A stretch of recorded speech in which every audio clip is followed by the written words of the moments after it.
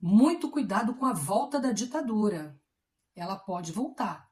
Isso vai depender de como você vai se comportar em outubro, na votação. Deixa eu te fazer aqui uma pergunta. Você sabe o nome de algum senador do seu estado? Pode parecer uma pergunta simples, quase banal, mas ela revela algo mais profundo sobre a forma como a gente participa da democracia no Brasil. A verdade é que, para muita gente, o Senado aqui é uma espécie de caixa preta. Aí ela tá lá, a gente sabe que ela existe, mas a gente não acompanha, né? A gente não entende direito o seu funcionamento e muitas vezes nem lembramos em quem votamos para senador. Isso é um problema sério. Nas eleições de outubro, o Brasil vai renovar 2/3 do Senado. Serão 54 cadeiras em disputa. Cada estado ele tem o direito a ter 3 representantes, todos com o mesmo peso, independentemente do tamanho da população, do tamanho e da demografia daquele estado. Como, por exemplo, São Paulo tem o mesmo número de senadores do que algum outro estado menos denso demograficamente. Isso já mostra o quanto o Senado é uma instituição pensada para equilibrar forças dentro da federação. Mas tem aqui um detalhe importante. Nessa eleição, cada eleitor vai poder votar em 2 candidatos ao Senado. E isso começa uma questão central aqui nesse vídeo. Primeiro você deixa um like. Obrigada, coraçãozinho. Você sabe como escolher esses 2 nomes? Porque diferente de outros cargos, o voto para o Senado ele costuma ser tratado como secundário. Muita gente decide na última hora, vota em um nome conhecido, segue uma indicação rápida ou simplesmente escolhe, vou votar em qualquer um tá bom. Depois de já ter decidido os votos principais para prefeito, governador, presidente, só que o Senado, gente, ele não é qualquer coisa não. Muito pelo contrário. O Senado Federal é uma das instituições mais poderosas da nossa República. E talvez o problema começa justamente aí. Ele exerce um poder enorme, mas com pouca atenção do eleitor. Isso é proposital. Vamos entender aqui uma coisa. É o Senado que precisa aprovar indicações extremamente importantes para o país. Estamos falando de ministros dos tribunais superiores, ministro do STF, presidente e diretores do Banco Central, procurador-geral da República, embaixadores, além de dirigentes de agências reguladoras. Tá entendendo?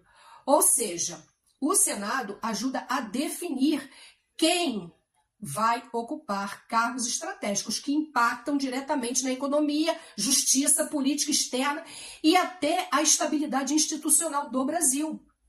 Mas não para por aí. O Senado também tem um papel fundamental na economia do país. É ele que autoriza o endividamento dos estados e municípios.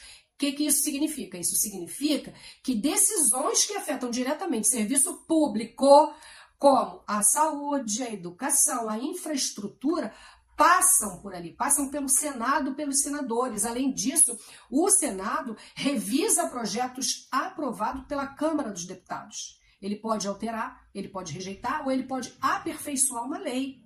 Também pode propor novas legislações. Por isso é importante você não ficar votando em senador que vive bêbado. É importante. E talvez aqui, uma das funções mais conhecidas, mas nem sempre compreendida, seja o de julgar o presidente da República em caso de impeachment. São os senadores que fazem isso. Vocês sabiam que isso está na mão do Senado? É importante você não votar para o Senado um cara que teve na sua empresa um caminhão lotado de substância inapropriada. Percebe o tamanho da responsabilidade? Agora você pensa nisso. Quantas pessoas realmente acompanham o trabalho dos senadores? Quantas sabem como que eles votam? Ou quais as posições que eles defendem? Esse distanciamento entre o eleitor e o senador é um projeto, já falei aqui. Isso cria um cenário perigoso. Decisões extremamente importantes acabam sendo tomadas por representantes que muitas vezes foram eleitos sem um debate aprofundado. E isso nos leva a um outro ponto importante. Existe hoje um debate político muito forte em torno do papel do Senado para os próximos anos. E essa discussão vai muito além de nomes de partido. A questão aqui é: para que serve a maioria no Senado? Alguns defendem que o foco deveria estar em resolver problemas concretos da população, como a geração de emprego, melhoria de saúde pública, o combate à desigualdade, a proteção do meio ambiente. Outros acreditam que o Senado deve ter um papel mais ativo em disputas institucionais, como, por exemplo, mudar o judiciário, reformas constitucionais, revisões no equilíbrio entre os poderes. Essas visões, elas não são apenas diferentes. Elas representam caminhos distintos para o país. E é justamente por isso que o voto para o Senado ele exige, sim, atenção, responsabilidade. Porque ao escolher um senador, você não está apenas elegendo uma pessoa. Você está ajudando ali a definir quais serão as prioridades do Brasil nos próximos anos. Vai ser um Senado mais votado, vai ser mais votado para políticas públicas, ou vai ser um Senado que está ali focado em disputa política institucional, videozinho no TikTok, like, lacração? O que você vai escolher?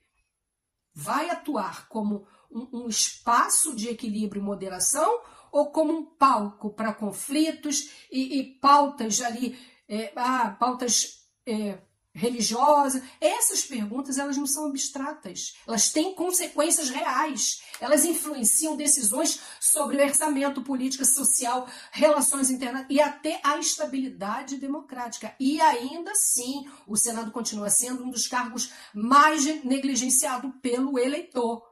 Talvez isso aconteça porque o impacto das decisões no Senado nem sempre é imediato, diferente de um prefeito, de um governador, por exemplo, aí de um presidente da República, cujas ações são mais visíveis, têm mais visibilidade na mídia. O Senado ele opera muitas vezes ali nos bastidores, por baixo dos lençóis, nos cantinhos ali dos gabinetes, mas é menos visível, não significa que é menos importante. Na verdade, em muitos casos, significa exatamente o contrário. O Senado é onde decisões estruturais são tomadas, onde se define quem terá poder para interpretar a Constituição, onde se avaliam regras para que podem ali mudar o funcionamento do Estado por décadas. Ignorar isso não é abrir mão de participar de uma parte fundamental da nossa democracia. A democracia, ela não se resume ao ato de votar. Ela depende de um voto consciente, informado, responsável e, principalmente, da cobrança que vem depois. Isso significa que você tem que pesquisar o seu candidato, entender as suas propostas, analisar o seu histórico, ver se ele tem ali ficha limpa, verificar como que se posicionam, como é que eles se posicionam diante de determinados temas. Significa também que você tem que ir além do slogan, das promessas vagas, daquele populismo, porque no fim das contas, o Senado, ele não é apenas uma figura conhecida, ele precisa de pessoas preparadas para lidar com decisões complexas e de longo